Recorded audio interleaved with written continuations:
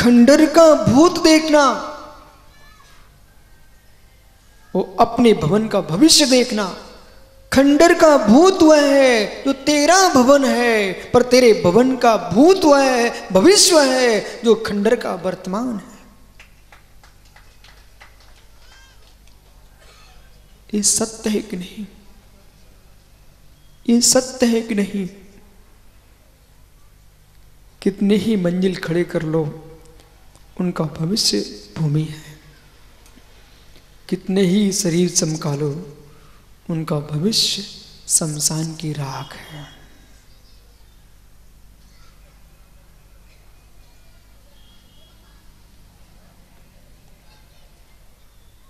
क्या मतलब, मैं बोलता तो आप लोग ऐसे हो जाते हो।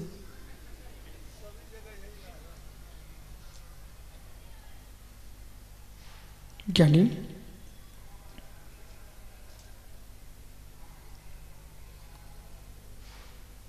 सुनाई पड़ रहा है ना? यही सुनना और कुछ नहीं सुनना।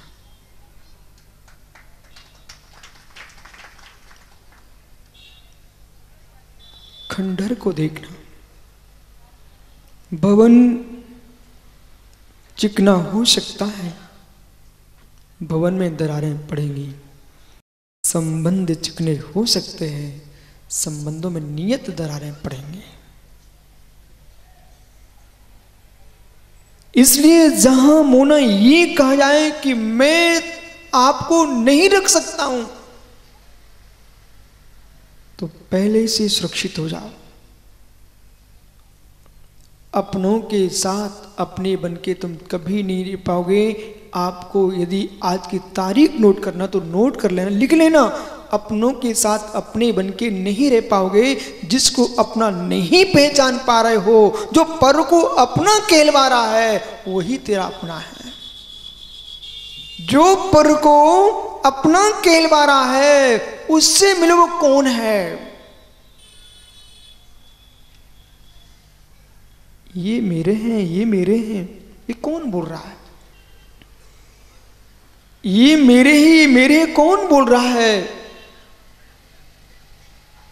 जो बोल रहा है दिख नहीं रहा है, जो बोल रहा है दिख नहीं रहा है, वो ही अपना है। शेष तेरे एक भी नहीं है, वो निज ध्रुव आत्मा ही तेरा है। से सब साथ छोड़ देंगे। इसलिए आज से ही मां, आज से ही पालन करो संतान का, पर विवेक के साथ करना पालन। ये तुम्हारा पालन नहीं करेंगे। हे धर्म माम पाल्य, तेरा पालन तो धर्म करेगा। जिसका तुम पालन कर रही हो, वो तेरा पालन कभी करने वाले नहीं।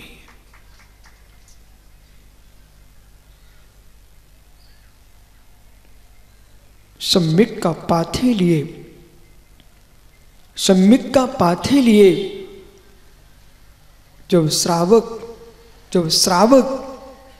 दोनों धारों में चलना, जब श्रावक देख लेता है अब मेरी जीवन लीला समाप्त होने को आ रही है, तब मित्र गंगपाल जी उल्टी रीति चल पड़ी। स्वामी चला गया, समाज पगड़ी बांध रही है। उल्टी रीत चल रही है, स्वामी चला गया, पगड़ी बंध रही है। ये हमारे आगम की रीति नहीं है। उल्टी रीत चल रही है, स्वामी चला गया, पगड़ी बंध रही है। काश पिताजी जीते समय और बेटे को तिलक करते, कहते बेटे ये तिलक मात्र घर संचालन के लिए नहीं है, बीता जिन शासन के संचालन के लिए भी है। पिता क्या करता है? अपने समाज को बुला करके, समाज को बुला करके और मित्र समूह को बिठाल करके और कहता मेरी वृद्ध अवस्था है। अब तक हमने घर को देखा, समाज को देखा, अब मात में उसे देखना चाहता हूं जिसने सबको देखा। इसलिए अपने पुत्र को अपनी पगड़ी उतार करके रख देता है और समाज के बीच में कहता, बेटे जैसे धर्म नीति के साथ मैंने जीवन जिया है ऐसे तुम जीवन जीना। पर हम जो है अब जीने के लिए निर्णय नहीं किए हैं। जीना मैंने जितने अच्छे से सीखा था, जितनी सुंदर जीवन जीना सीखा है, मैं उतना ही सुंदर मरण सीखना चाहता हूं। उसका नाम समाधि मरण है। इसलिए मित्र चौधरी जी, सुनना मात नहीं, निर्णय कर ही लेना। समाज क्या पगड़ी बांधेगी, अपने जीते जी पगड़ी बांधना और फिर जो संपत्ति तुम्हारे पास है बेटों को सौंप देना, पर पूरी नहीं। ओह, कहीं घर से नहीं निकल पाए तो तड़प के मरना पड़ जाएगा, इसलिए पूरी मत देना। उस संपत्ति के 4 भाग करना, 1 भाग संतान परिवार को सौंप देना, 1 भाग 7 स्थानों परम स्थानों में देना, 7 क्षेत्रों में देना, तीर्थ स्थानों में देना। और मित्र 1 भाग जो हमारे श्रावक धर्मात्मा हैं, गरीब हैं, उनको समान करने के लिए उनको भी दे देना। और 1 भाग अपने पास रखना। और जब देख लो कि नहीं अब निर्णय है तो उस भाग को भी अलग कर देना और बीतरागी निर्गंत मुनियों के संग में भर्ती हो जाना।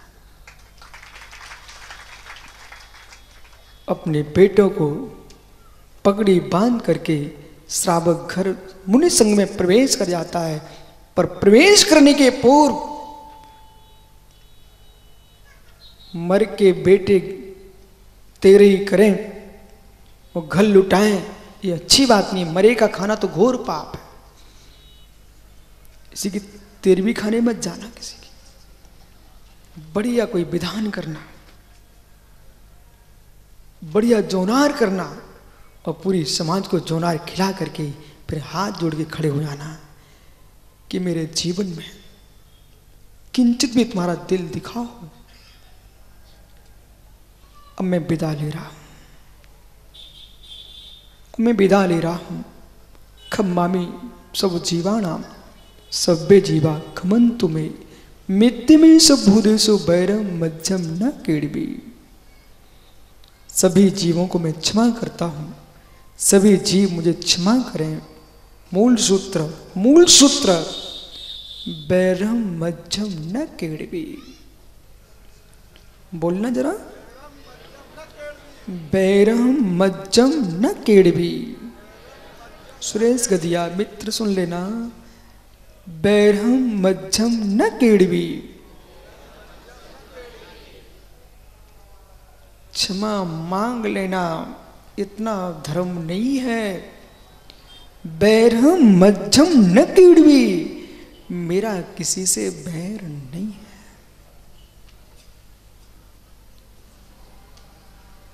मेरा किसी से बैर नहीं है। बैर बांध के गए तो मर जाओगे और बैर छोड़ के गए तो समाधि मरण को प्राप्त हो जाओगे।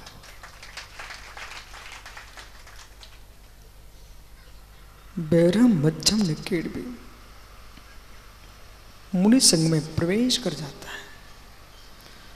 ये श्रावक की संलेखना की विधि है और वहां गुरु चरणों में पहुंच करके क्रम से अपने शरीर की अवस्था को देख करके तब साधना करता है। और तब साधना करते करते यानी अंतिम दिन अरहम अरहम अरहम का ध्यान करता हुआ, परमात्मा का ध्यान करता हुआ सोहम में लीन हो जाता है। सोहम में लीन हो जाता है। पहले भगवान को देखता है, भगवान को देखता है, वो भगवान को देखते देखते भगवान बन जाता है। श्रावक की संलेखना। समाधि का उत्कृष्ट काल 12 वर्ष है। संलेखना का उत्कृष्ट काल 12 वर्ष है। प्रायोग मनन मरण, इंगनी मरण, भक्त प्रत्यक्षान मरण, ये 3 प्रकार के मरण हैं। त्यक्त मरण के भेद हैं। ब्रह्मांड में सबसे बड़ा कोई राग है तो मित्र देह का राग है। विश्व में सबसे बड़ा कोई राग का स्थान है, उसका नाम शरीर है। विष्ठा का कीड़ा भी मित्र मरना नहीं चाहता है, विष्ठा में घुस जाता है। तनक से पीड़ा होती है। जो संलेखना नहीं करना चाहता है वो हत्यारा हिंसक है। जो संलेखना नहीं करना चाहता है वो हिंसक है।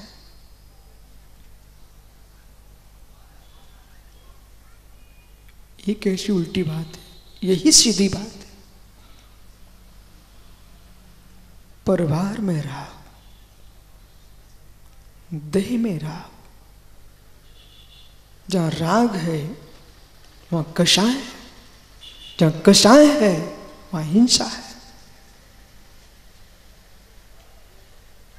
समाधि नहीं करना चाहते मित्र, पहले समझ लेना, सुन लेना, फिर कारुसर करना।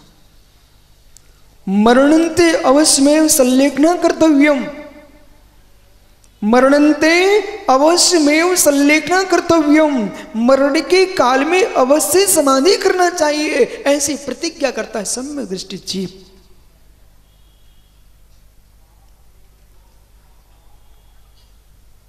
निर्गंत योगी की समाधि। अब सुनिए, संलेखना व्रत तो जिस दिन श्रावक के व्रत लेता है, प्रथमाधारी बनता है, उसी दिन प्रारंभ हो जाते हैं। शायद आपको मालूम हो कौन कहता है कि अंतिम समय समाधि होती है। जिस दिन प्रतिमा धारण करता जीव, उसी दिन संलेखना व्रत लेता है। संसार शरीर भोगों से विरक्ति प्रारंभ हो चुकी है। नीरस, उनोदर, प्रोषद, उपवास, ये जो कुछ कर रहा है सब समाधि के लिए।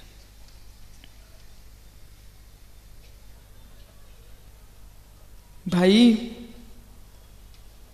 सबसे कठिन इंद्रिय है रसना।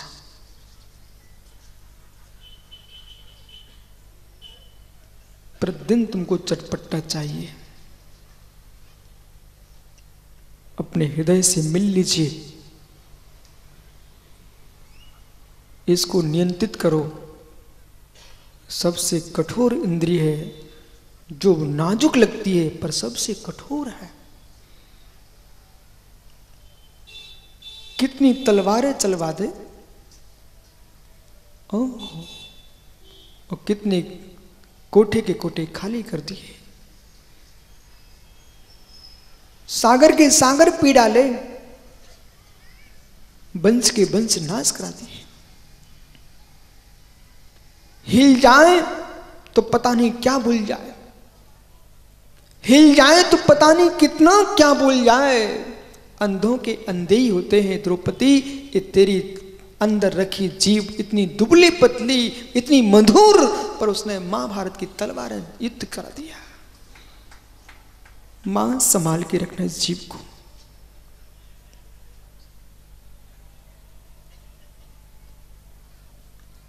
वो सत्य भी सत्य नहीं है जिससे पर का विघात होता हो। वो सत्य भी सत्य नहीं है जिससे दूसरा बदनाम होता हो। श्राप को सुनो जिनवाणी को। आप तो कहते मैं सत्य तो बोल रहा हूं, वो तुम्हारा सत्य सत्य नहीं है, ये तुम्हारी कसाय बोल रही है। जिस जीव से पाप हो गया उस जीव से मिलना उसके हृदय से कितना बिलख रहा है, पर तुम घोर पापी हो कि मारे को मार रहे हो।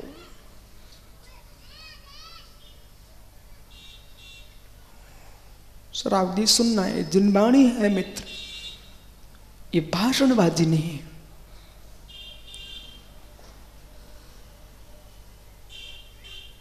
जीभ पर नियंत्रण करो, खाने में और बोलने में।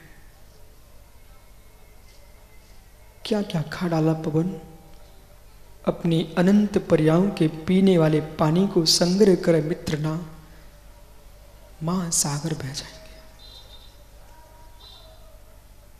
जितने धान के कण खा चुका है सुमेरु पर्वत जैसे ढेर लग जाएंगे, तब भी शांति नहीं मिली। धन्य योगेश्वर, एक छपक की दृष्टि और ऐसे मन बना के बैठो, मैं ही निर्गंत मुनि हूं।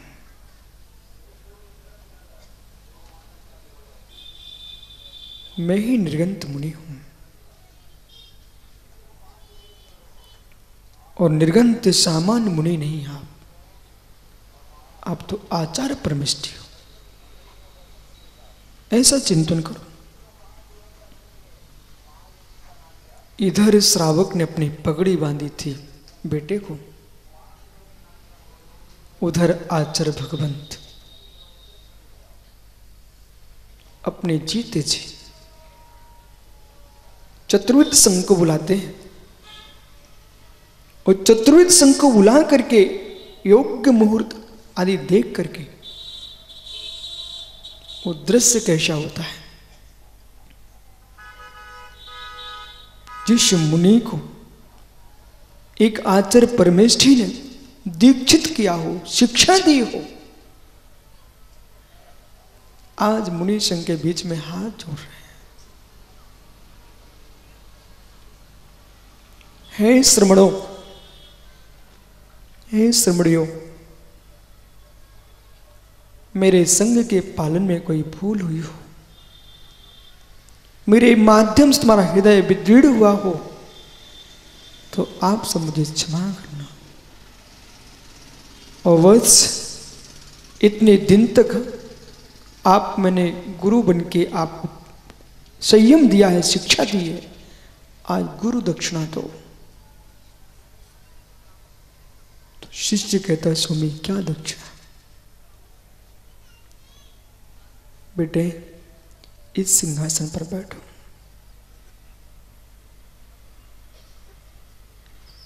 निहारनाचार्य ज्ञान सागर मुनि विद्यासागर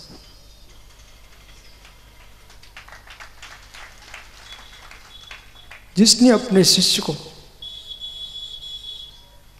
साधु बन के जी करके निरीह वृत्ति और सिंहासन का राग छोड़ पाना कितना कठिन है।